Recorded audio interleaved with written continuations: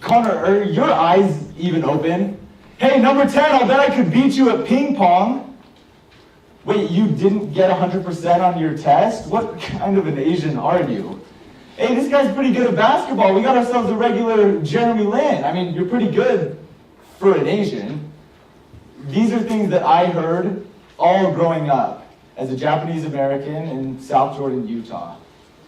In 8th grade, I got called chinkles the entire year by the older kids at my school. Chinkles. Today, I'm going to be talking about casual racism. And for those of you who may not be familiar, casual racism is one form of racism. It refers to conduct involving negative stereotypes or prejudices about people on the basis of race, color, or ethnicity. Examples include jokes, offhanded comments, and exclusion of people from social situations on the basis of race. Unlike overt and intentional acts of racism, casual racism isn't often intended to cause offense or harm. Intended.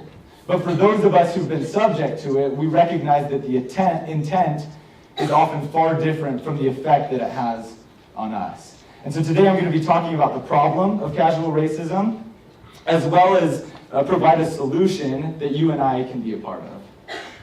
And I want to be clear here that I recognize that there are so many people throughout the nation and probably in this room who've endured casual racism on a much larger scale than I have.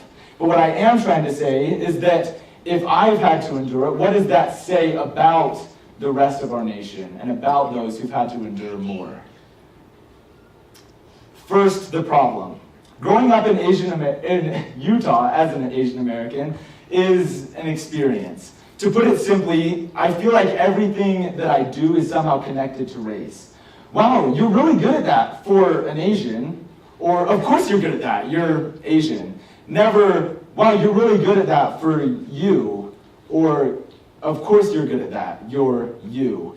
And so I recognized early on in my life that I would either have to be subject to the jokes and the mockery and the judgments, or I would have to go on the offensive. And being the prideful person that I am, I decided to go with the latter. And I felt that if I could beat someone to the punchline, I'd be safe, right? So I'd introduce myself, and I'd say something about how I couldn't see, or how I was really craving some rice, or something like that, just to be able to break the ice. And for a while, I felt like it worked. People would say, oh, I think it's so awesome that you're willing to make fun of your race, that you're willing to make fun of yourself. That's so cool. How sad is that I thought that that was a good thing? That making fun of my culture, my ethnicity, to be liked was something that I should be proud of. And with every joke that I made or that someone else made, I felt myself breaking down and falling apart from the culture that I really was proud of. And I've seen lots of people take lots of different approaches, but the end result is still the same. They disconnect themselves for something that they should be proud of. And so there needs to be a solution. My solution is twofold. The first part of my solution is that we need to take responsibility. We need to recognize that there are people in our lives, in our community, that need our help. As Professor H. Reese Hansen of BYU said, living with godlike love demands that we come to really feel that all people are within our circle of loved ones and that we feel a responsibility toward them. So we need to feel that everyone that we interact with, everyone in this room is within our circle of loved ones and that they're safe with us. And so if a joke is made or a comment's made, we don't say, oh, they probably didn't mean it. But we say, no, I'm not going to let that fly. Because I understand that it can degrade and demean who they are and what they should be proud of. We can't have that happen as a community because everyone here is one of our loved ones.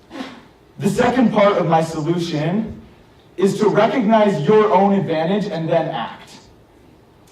As the social activist Louvier Ajayi said so succinctly, stop saying you don't see color and acknowledge your privilege.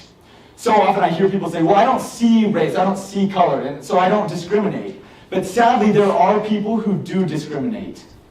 And if we just say, oh, absolve ourselves from responsibility, then the field is uneven. Because people are being discriminated and mocked every single day. And so we need to go out of our way to level that playing field once again, and to help those who can't help themselves. And so I know that this seems small, but if you're willing to go out and leave here and make a difference in your social circle, you can change a life. And if I can leave here and make a difference in my social circle, maybe there's a Japanese American kid in South Jordan, Utah, who will grow up and won't have to hear the same jokes and the same comments that I did.